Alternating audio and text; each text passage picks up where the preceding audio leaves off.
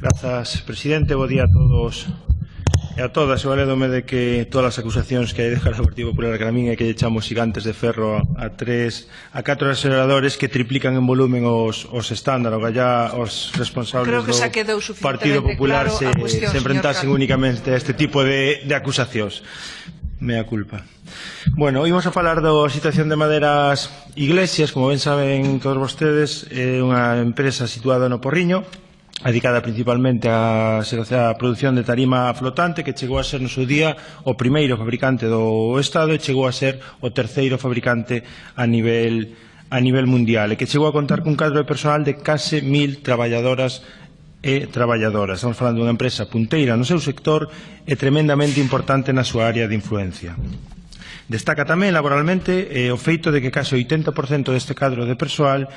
son mulleres. Estes días que estamos ás portas da folga feminista do 8 de marzo, que se están poñendo en riba da mesa todos os datos sobre a brecha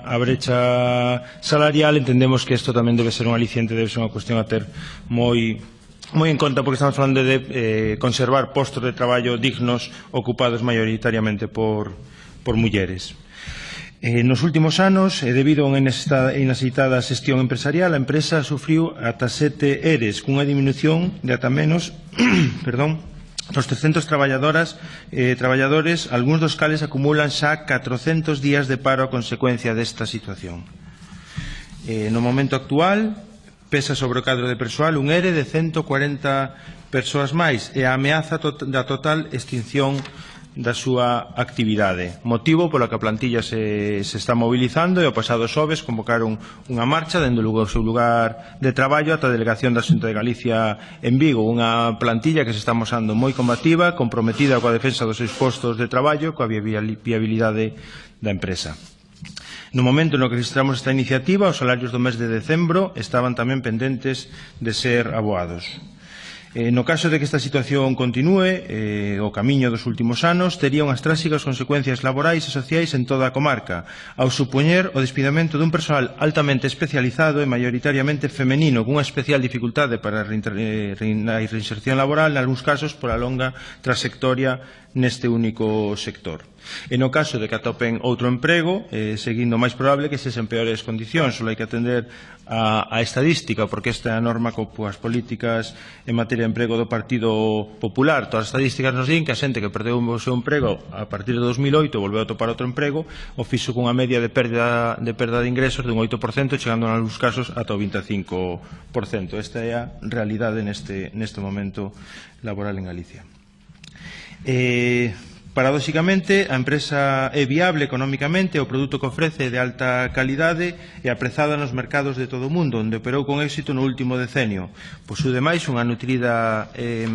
rede de clientes que, non obstante, foron as decisións empresariais as que desviaron a súa demanda a outras empresas.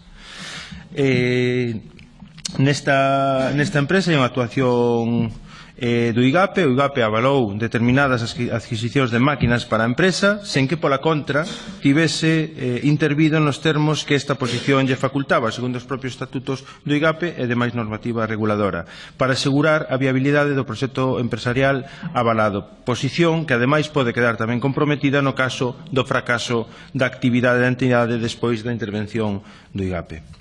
É posible, pois, unha intervención máis activa por parte do IGAPE en aras de procurar a correcta xestión dos activos da empresa e asegurar a súa remontada, é dicir, facer o que non fixo e tiña que ter feito a Xunta de Galicia, que fiscalizar e protexer os postos das traballadoras.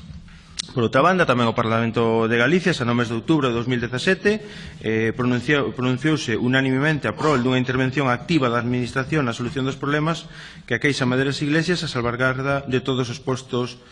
de traballo, e posteriormente tamén nunha xuntanza levada a cabo o 27 de decembro, os grupos parlamentarios renovaron o seu compromiso co futuro de Maderas Iglesias por unanimidade. Mais de momento non coñecemos absolutamente ningún avance por parte da Xunta de Galicia. En canto ás conversas entre o IGAPE, a Consellería de Industria e o Comité de Empresa, tras unha posta ao día da situación real, xa que a Administración ignoraba a verdadeira entidade do problema de xestión económicos da empresa, dende o IGAPE só se produciu un compromiso de contactar coas partes implicadas, isto é, Administración, acreedores, empresa e traballadores. Un compromiso xa escaso de por sí, pero que tampouco foi acompañado dun calendario de actuacións futuras nin de dación de conta por parte da Administración das xestións realizadas, o cal resulta fundamental dado que o tempo corre na contra das persoas traballadoras polos tempos que marca o propio ERE, máis polos propios temores de descapitalización da empresa que a empresa pode estar facendo cara a outras empresas. Segundo aseguran os traballadores, e nos pudemos comprobar tamén na nosa visita ás instalacións acompañados de membros do Comité de Empresa e representantes sindicais, a saída de contedores cargados con material precursor de tarima flotante, mesmo material rematado con destino a unha terceira empresa propiedade do empresario, podería estar dando lugar a unha situación de descapitalización indebida da empresa, tendo en conta que estes bens son o grande activo que conserva a firma e as dificultades que hai para verificar a corrección mercantil desta operación. O que están denunciando os sindicatos e traballadores é a posibilidade de que o propietario poida estar descapitalizando a empresa cara a dúas empresas de recente creación, unha asentada en Miami e outra en Madrid.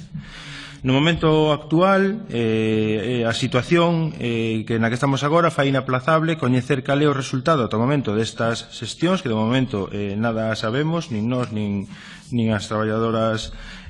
tampouco, que iso é o importante, en que consistiron e se iso vai a garantir a continuidade da empresa aos postos de traballos. E nos parece urxente que a Administración despregue todas as súas capacidades derivadas das súas competencias públicas que ostenta, máis aquelas que derivan da súa condición de avalista, para garantir a viabilidade do proxecto empresarial e a continuidade dos postos de traballo e investigar a posible descapitalización indebida da empresa. É por iso que incorporamos, presentamos esta PNL con 2 puntos. Unha é que a Xunta de Galicia empregue todas as facultades que derivan da súa posición de avalistas de Maderas Iglesias por medio do IGAPE, ademais de todas aquelas que lle correspondan como consecuencia das competencias que dispón en materia de emprego para garantir a viabilidade da empresa e máis a continuidade de todos os postos de traballo. En segundo lugar, por medio do organismo competente, investigue ou insta a investigación dunha posible descapitalización ilícita da empresa que impida a súa viabilidade. Entendemos que a Xunta de Galicia, polas súas competencias e máis pola posición que lle dá como avalista, ten moito que decir nesta